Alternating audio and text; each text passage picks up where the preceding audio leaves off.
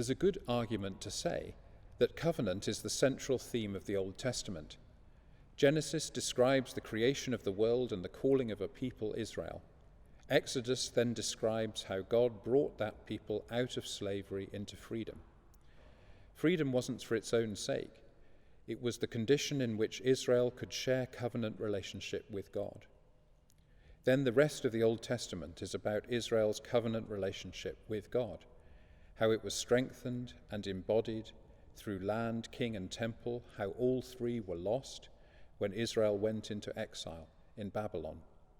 Then, when Israel returned from exile, land and temple were partially restored, but king wasn't, hence the expectation of the coming of a Messiah who would once again lead Israel and restore God's reign in Israel and renew the covenant with God. John Mason Neale's hymn, "Come Ye Faithful, Raise the Strain," proclaims this Easter faith, that Christ's resurrection constitutes the new exodus from the slavery of sin and death, and the new covenant with God for all peoples, Jews and Gentiles. Come ye faithful, raise the strain of triumphant gladness. God hath brought his Israeli to joy from sadness. Loose from Pharaoh's bitter yoke, Jacob's sons and daughters. Let them with unmoistened foot through the Red Sea waters. 'Tis the spring of souls today, Christ hath burst his prison, and from 3 days sleeping death as the sun hath risen. O'er the winter of the sins, long and dark is flying. From his light to whom we give glory and praise undying.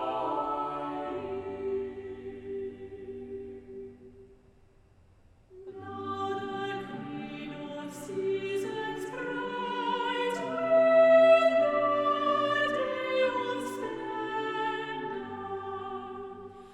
with the royal feast of feasts, comes its joy to render. Comes to glad Jerusalem, who with true affection welcomes in unwearied strength Jesus' resurrection.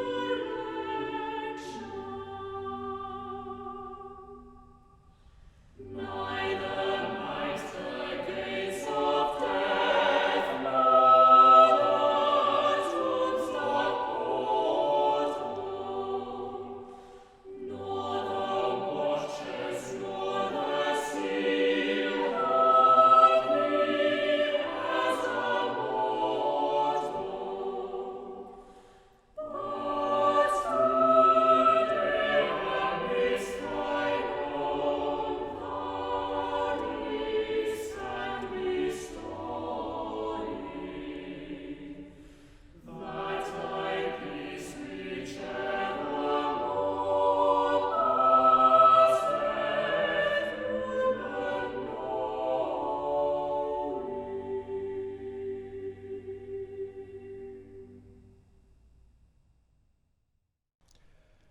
The key figure in both Exodus and Covenant is Moses. He has a fascinating dual identity, brought up in Pharaoh's court but born into a Hebrew slave family. The true beginning of the story of Exodus and covenant comes in the story of Moses' encounter with God in the burning bush in Exodus chapter 3. Here we find in embryo the whole of the story that's to unfold. God tells Moses, "I have seen your people and their sufferings," and promises, "I shall be with them." This solidarity of God with suffering people has been immensely influential.